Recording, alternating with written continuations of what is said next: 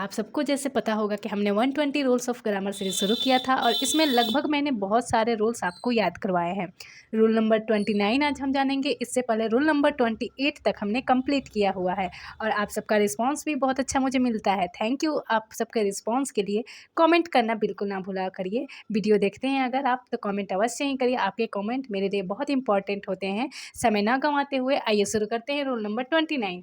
सुनिए, rule number 29 कहता है कि until, always, occasionally, often, lately, recently, up to now, up to the present, already, so far, yet, always, ever, never, just now और now, ये सारे word किसी sentence में प्रयोग किए गए हों और काम कंप्लीट हो तो यहाँ प्रेजेंट परफेक्ट का हम लोग प्रयोग करते हैं। अगर आपको प्रेजेंट परफेक्ट टेंस नहीं पता होगा तो आप हमें कमेंट करके बता सकते हैं। मैं बहुत जल्द ही टेंस के लिए भी बहुत अच्छे अच्छे वीडियो लेकर आने वाली हूँ।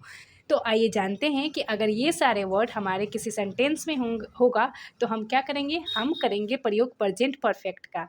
एग्जाम्पल के द्वारा मैं आपको क्लियर कर रही हूँ। देखिए, एग्जाम्पल हमारा है, did you इवर see the Taj Mahal. इस सेंटेंस में इवर लगा हुआ है तो हमें क्या करना है, इसे हमें प्रेजेंट परफेक्ट टेंस में बनाना होगा। तो डिड की जगह हम क्या करेंगे, हैव लगाएंगे। Have you इवर seen the Taj Mahal. ऐसे वाक्य सही बनेगा। यहाँ पे मैंने नोट्स भी लिखा है। आप अगर टेंस नहीं पढ़े होंगे और नहीं जानते होंगे तो आपको कैसे पता चलेगा कि हमें कब प्रेजेंट परफेक्ट टेंस का प्रयोग करना है और कब पास्ट परफेक्ट का प्रयोग करना होगा। इसके लिए मैं आपको सिंपल तरीका बता रही हूँ कि प्रेजेंट परफेक्ट तब यूज होगा जब काम हमारा प्रेजेंट में हुआ हो। पास्ट परफेक्ट तब हम यूज करेंगे जब हमारा काम पास्ट ऑफ पास्ट में कंप्लीट हुआ हो। ये इसको हम लोग एग्जाम्पल के द्वारा देखते हैं। The concert have already begun by the time we arrived. यहाँ पे आप देख रहे हैं पास्ट परफेक्ट यहाँ पे टेंस का प्रयोग किया गया है। हैव प्लस वर्ब का थर्ड फॉर्म लगाया गया। यहाँ पे हैड लगा है, ये वर्ब का थर्ड फॉर्म लगा हुआ है। I went to Paris last summer, have you ever been there. यहाँ पे देखिए इस सेंटेंस में ईवर लगा हुआ है तो हम लोग इसको क्या करेंगे, प्रेजेंट परफेक्ट में टेंस करेंगे। जैसे कि यहाँ पे हैव का प्रयोग करेंगे और बिन लगाएंगे। यहाँ पे जैसे आप देख सकते हैं, have you ever been there. ऐसे ही हम लोग इस सेंटेंस को बनाएंगे।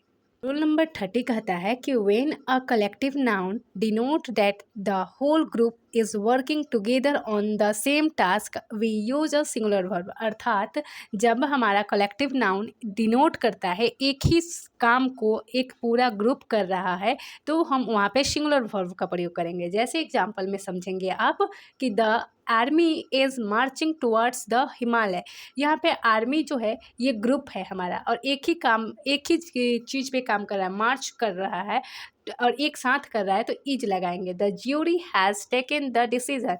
जजों के ग्रुप को ज्यूरी बोलते हैं। तो ये हमारा कलेक्टिव नाउन हो गया। कलेक्टिव नाउन का ज्यूरी हो गया और ग्रुप का बात कर रहा है और एक ही डिसीजन पे काम किया जा रहा है तो हम लोग यहाँ पे सिंगुलर वर्ब का प्रयोग करेंगे। आई होप आपको ये क्लियर हुआ होगा। अगर कलेक्टिव नाउन अलग अलग हो, अभी हमने पढ़ा था कि कलेक्टिव नाउन एक ग्रुप में काम कर रहा हो तो सिंगुलर वर्ब लगाएंगे। लेकिन अगर यूनिटी हो और अलग अलग काम किया जा रहा हो और प्लूरल वर्ब का प्रयोग करेंगे। जैसे the army are shouting different shlocks, the jury are divided. यहाँ पे ज्यूरी डिवाइड हुआ है तो आर लगाया गया है। The audience is watching the movie. यहाँ पे एक ही मूवी चल रही है जो सारे ऑडियंस देख रहे हैं तो ये क्या है, हमारा एक ही काम हो रहा है तो इज लगाया गया है। लेकिन यहाँ पे आप देखेंगे कि the audience are taken the seat. Audience ने अपना अपना सीट लिया, अलग अलग सीट लिया है तो यहाँ पे आर लगाया गया है।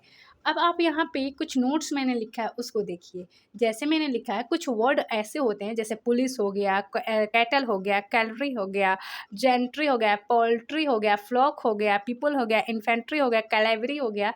ये सारे प्लूरल फॉर्म में होते हैं हमेशा। इनका कभी भी सिंगुलर फॉर्म नहीं बनता है और हमेशा एरर यहीं से बनता है। कैटल वाला तो बहुत बार एग्जाम में पूछा हुआ है, आप इसको ध्यान दीजिएगा। पुलिस वाला हो गया, कुछ वर्ड्स जैसे हैं कि एसएससी का रिपीटेड होता है और बहुत फेवरेट होता है, उन्हीं में से है कैटल, पुलिस, इन्फेंट्री। सारे वर्ड आपको याद रखने होते हैं।